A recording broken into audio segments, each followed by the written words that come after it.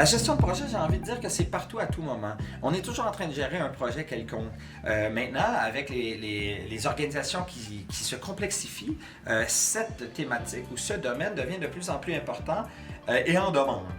Donc, on forme même des gestionnaires de projet, hein, vous le savez, parce que c'est une compétence qui est de plus en plus demandée et également de plus en plus précise et professionnalisée. Ça veut dire qu'il y a même des techniques qui existent aujourd'hui pour devenir un gestionnaire de projet, sachant qu'on navigue dans une complexité qui n'existait pas jadis.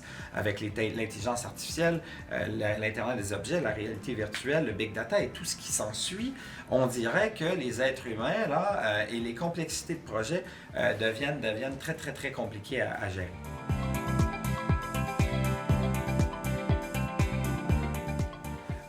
Moi, je dirais que la première, ça serait l'agilité / flexibilité, parce que en gestion, il ne faut pas oublier qu'il y a des projets qui vont se gérer à une certaine partie, qui vont se gérer automatiquement par des systèmes, etc.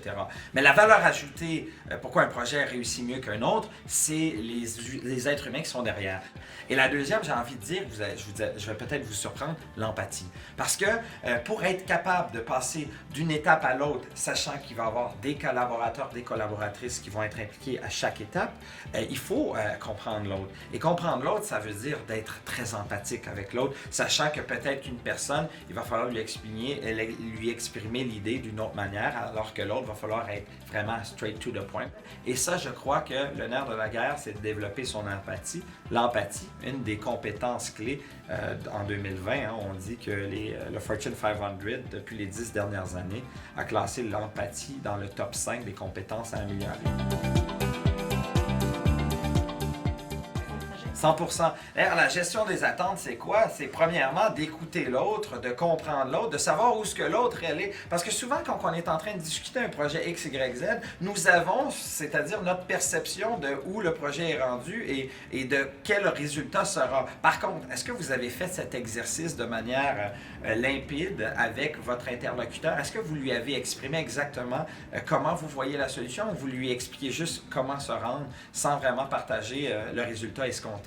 On prend pour acquis que l'autre a compris ce qu'on dit, alors que c'est vraiment pas le cas. Comment s'assurer de comprendre les besoins des parties prenantes? Souvent, on prend pour acquis après avoir reçu une réponse courriel ou après avoir reçu un échange téléphonique qu'on a très bien saisi. Et puis moi, je pense qu'une des clés, c'est d'avoir l'audace de répéter d'une autre manière, avec un autre levier de communication. Par exemple, si vous avez eu un échange courriel et vous êtes certain d'avoir eu la bonne compréhension, ça serait de lâcher un coup de fil. Et si ça a été fait par coup de fil, je résumerai la situation, comme vous l'avez compris, par courriel.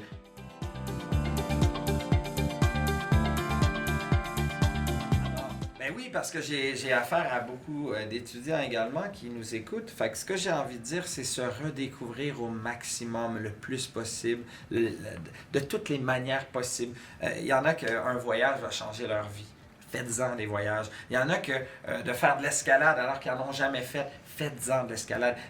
Et des choses un peu weird, par exemple, vous n'avez pas vraiment d'intérêt pour la programmation. Côtoyez quelqu'un qui fait de la programmation, côtoyez des gens qui font des choses qui sortent vraiment de votre manière d'être. Vous allez évoluer, cheminer, vous allez vous découvrir des talents cachés. La clé, c'est vraiment d'aller dans des zones là, qui sont déstabilisantes, remplies d'adversité, où vous allez échouer. Mais mon Dieu, que vous allez vous découvrir et découvrir également des talents cachés.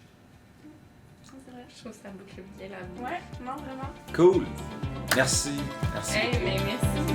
Merci.